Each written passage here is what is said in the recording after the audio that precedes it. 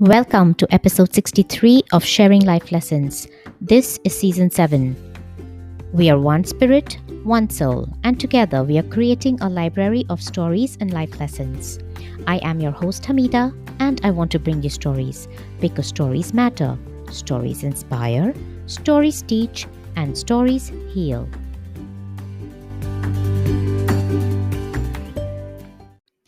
Listeners, hello from India.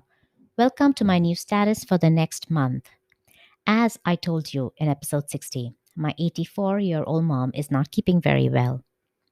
I decided to make an emotional decision and fly to India to spend a month with her. As you all know, India is the eye of the storm for the Delta variant. You have to also know that normally I visit mom twice a year, but I have not seen her for the past 2 years due to COVID. And at this point, my heart said, she needs you, Hamidah. If not now, then when? And my head replied, you must be crazy. You have been safe so far. Why spoil it all now and take such a big chance? As you can tell, my heart won because the emotional benefits far outweighed the logical risks. This is also the reason why I am publishing this episode later than usual.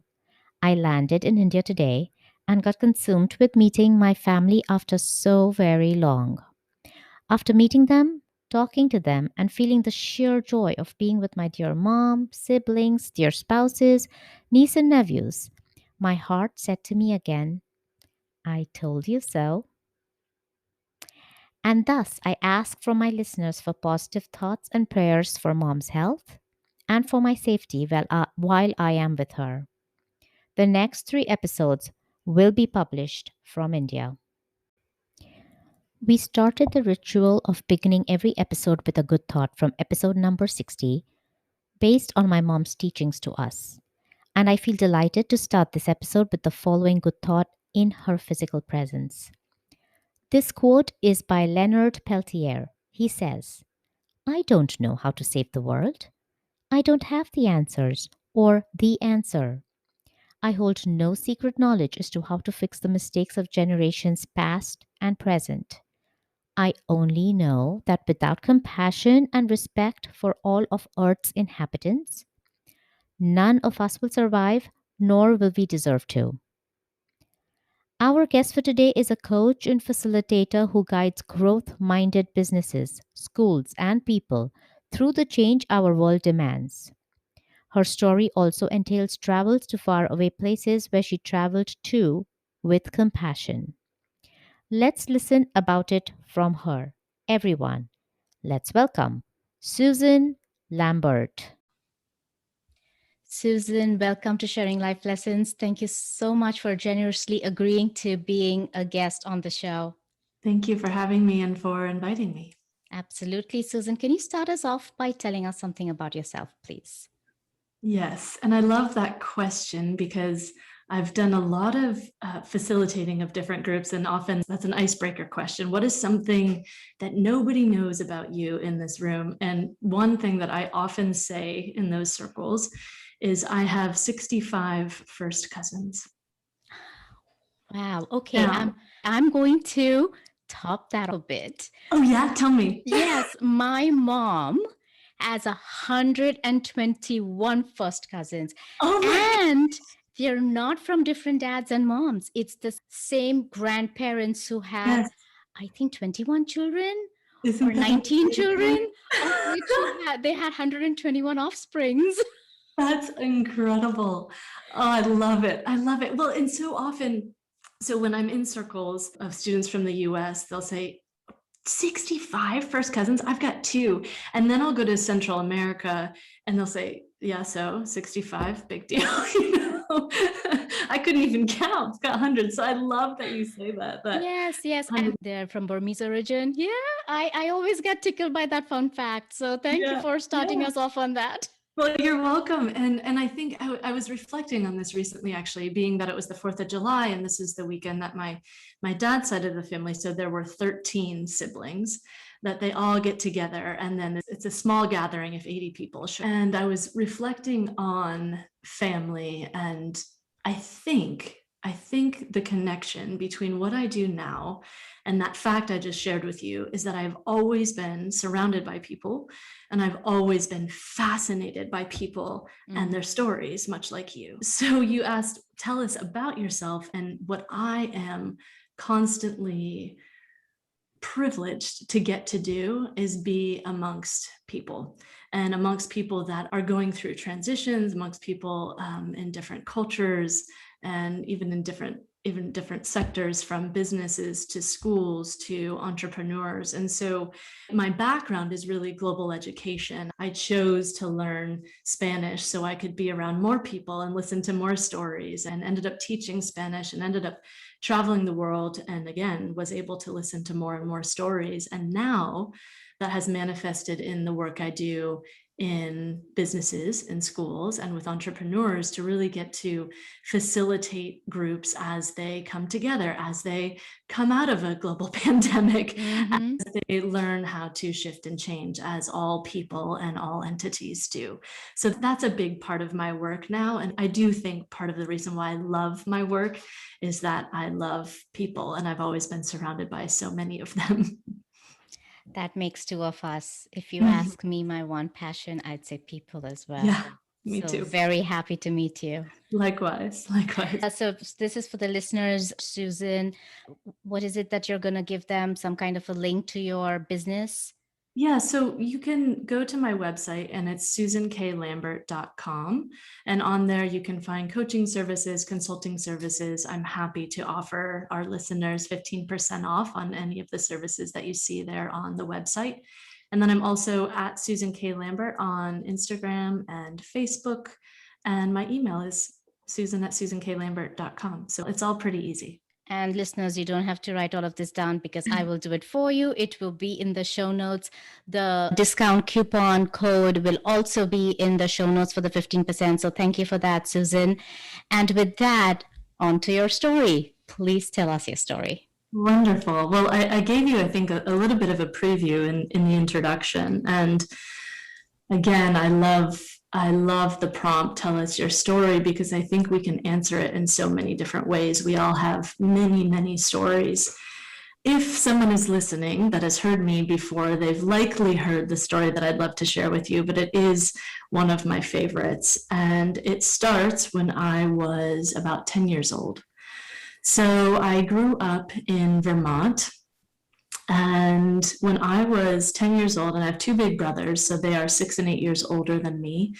And my oldest brother said to me, and I would listen to anything he told me to do, he said, you have to take Spanish with Senora Zarate. And Senora Zarate was from Argentina, and she was this wonderful, wonderful teacher. Well, halfway through the year, the exchange students from the high school came over to our middle school, and the exchange students were from Costa Rica.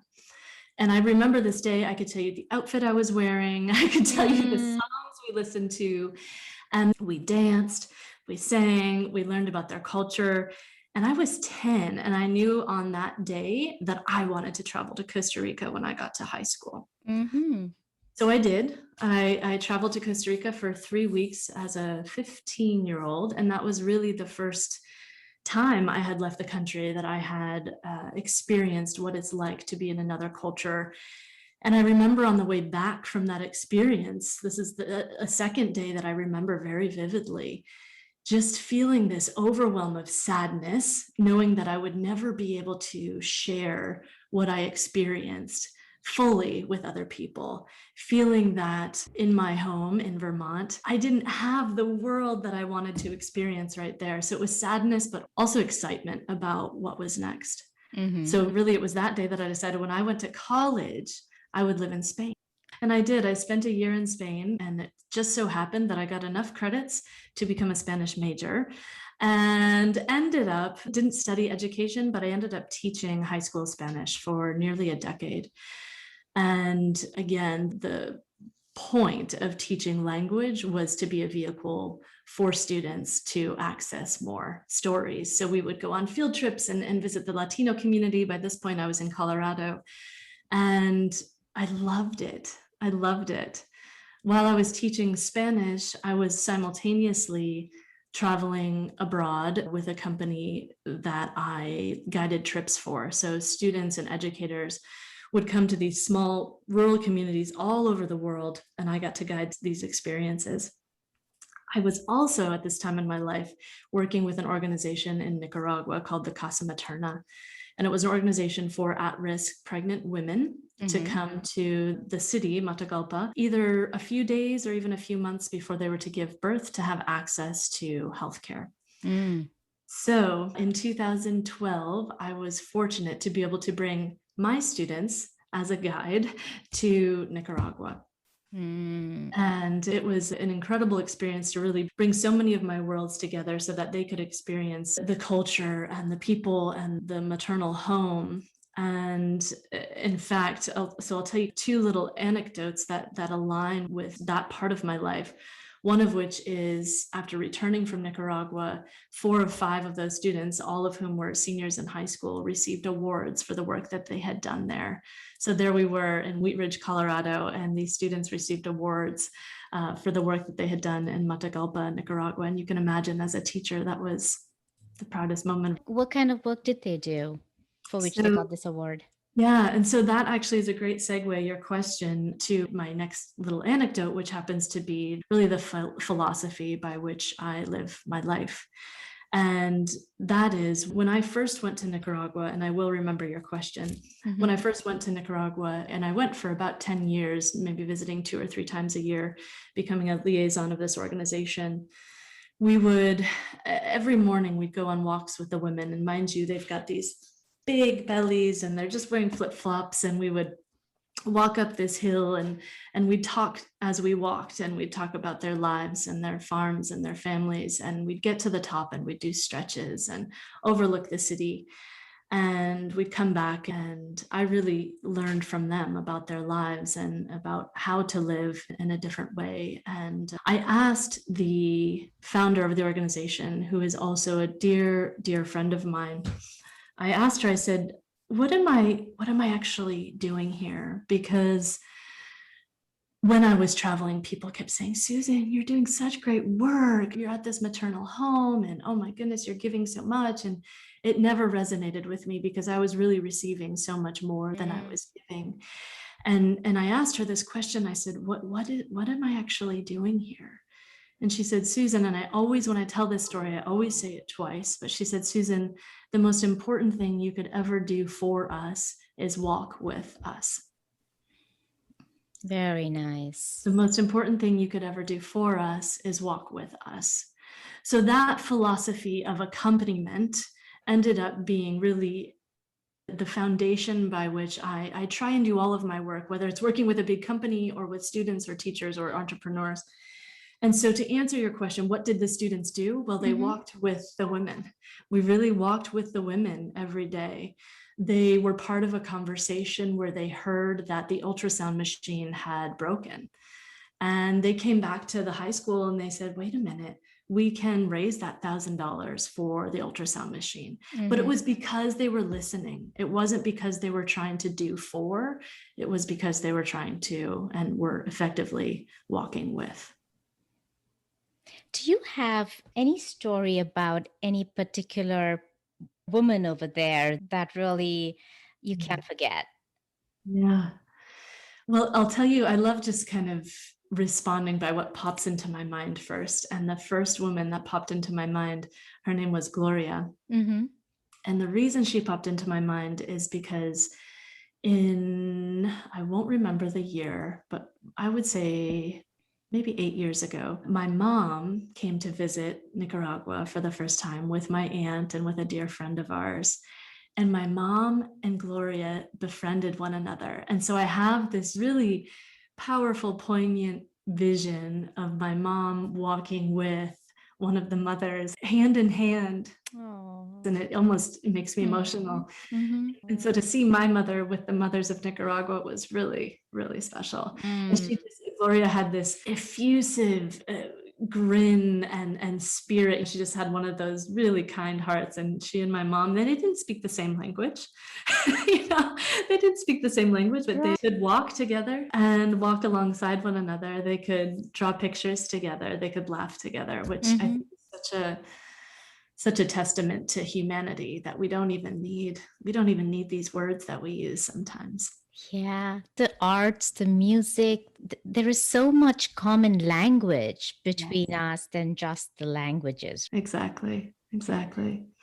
So the Casa Materna has since dissolved for various reasons. It was open for 27 years and 17,500 women walked through the doors of the Casa Materna.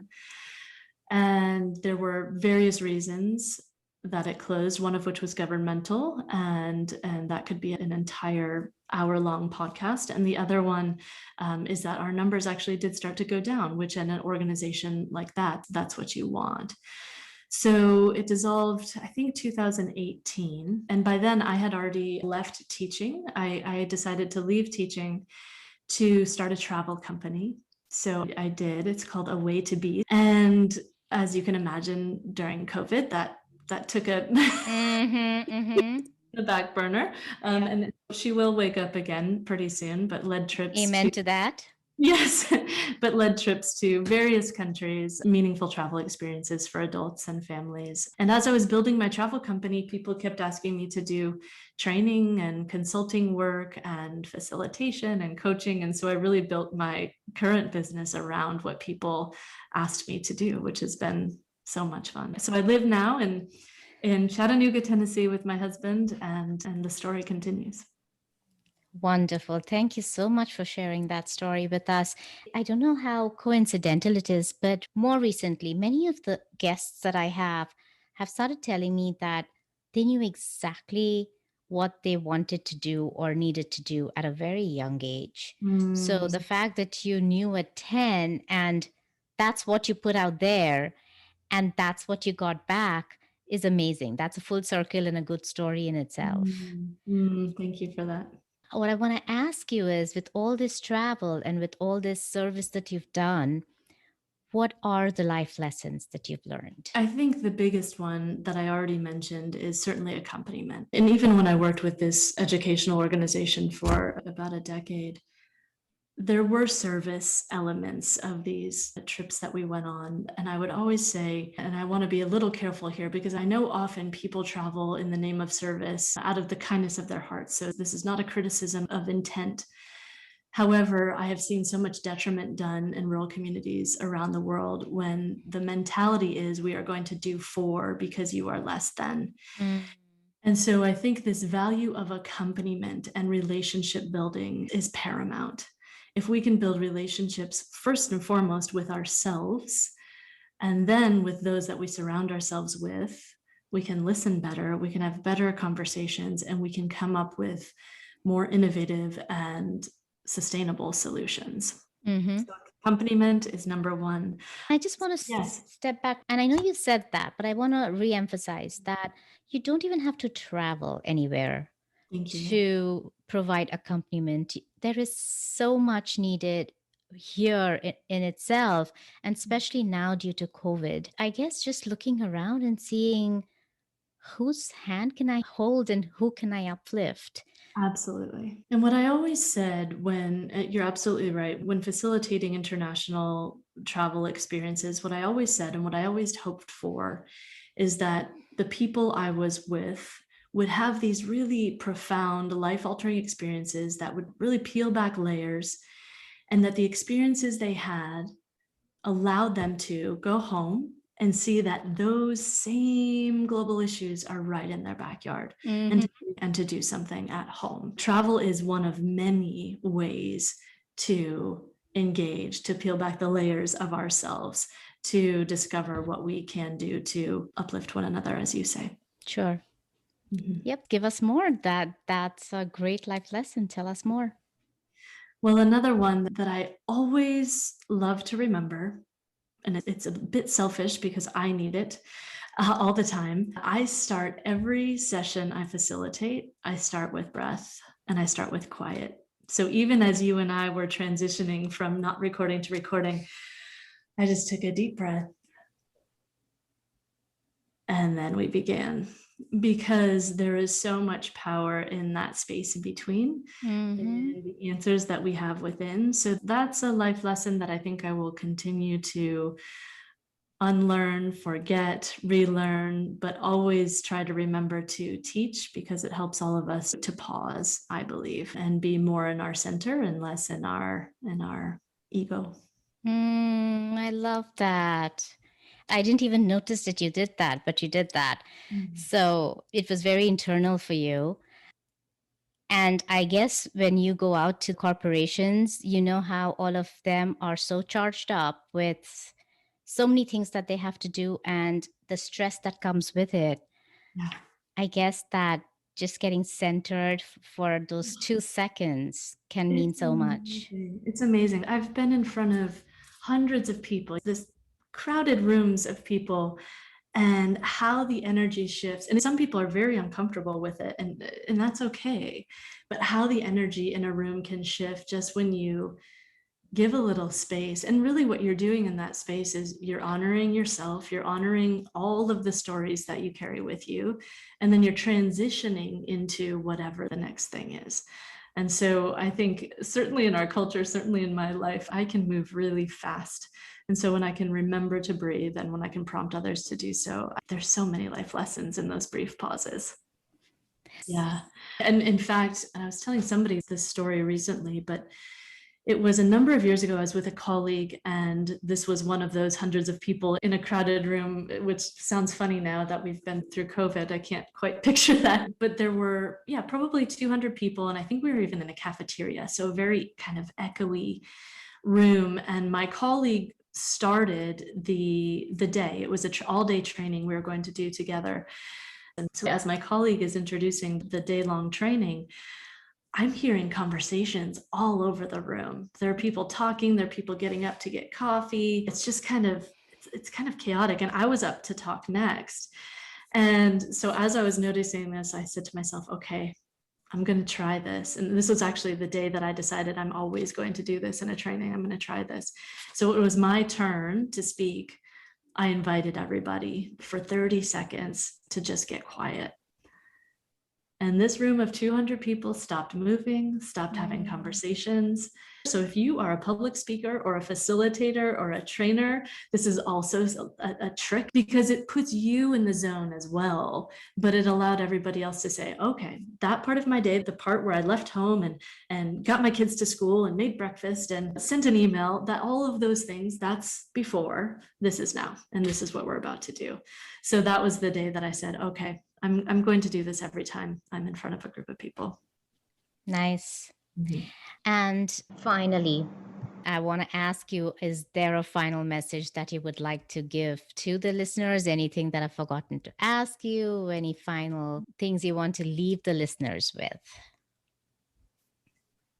Again, the first thing that comes to mind when you ask that is a message I just 5 minutes ago, or right before our conversation, I sent to a friend who is navigating a lot of really tough transitions in life.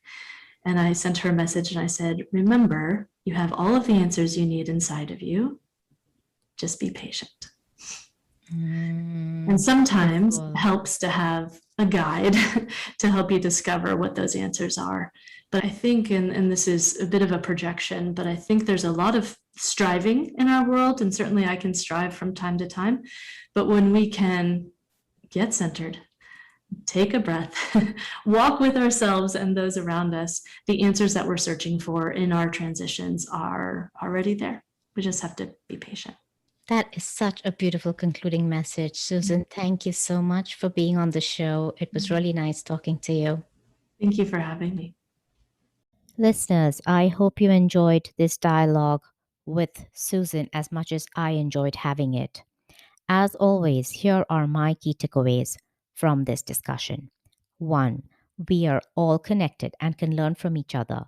Susan thought she learned more from the pregnant Nicaraguan women than they learned from her, that she received more than she gave. You know how intertwined a spider's web is? Our world is the same. We are so interconnected, and if we can just feel that, then there is a world of goodness we can spread all over the globe together. All we need to do is follow the philosophy of accompaniment and walk with each other. That's it. Just walk with each other. Not ahead, not behind, only together. Two, the same global issues exist everywhere. So if we can reach out globally, then fantastic. But otherwise, let's look around and see who needs us to accompany them, to walk with them, and to uplift them. Three, starting any work with a breath and quiet can do wonders because we will be utilizing that valuable space to get the answers that we have within. There are so many life lessons in those brief pauses. Let's begin to pause so we can be more in our center and less in our ego. And lastly, remember, you have all of the answers you need inside of you. Just be patient. And this brings us to the end of this episode. I will bring you another episode of Sharing Life Lessons next Wednesday. Until then, be happy, be safe, and be well.